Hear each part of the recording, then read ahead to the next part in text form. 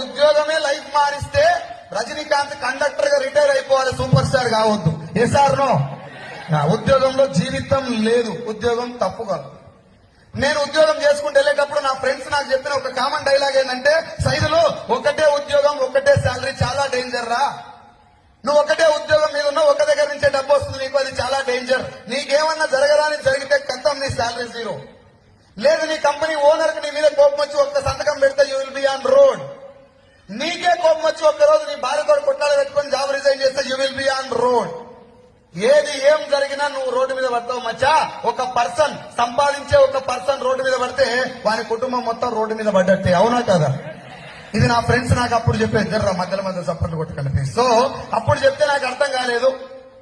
ఎవరు ఏం చెప్పినా ఎక్కువసార్లు నాకు చెప్తే నేనేమనుకున్నా అంటే, వీనికి ఏమొస్తుందో ఊకే నాకు ఎంతవాడు చెప్పిండు అనుకో, వాని లాభం చూసేది నేను. వీడు ఇంతగానో నా ఇంట్లో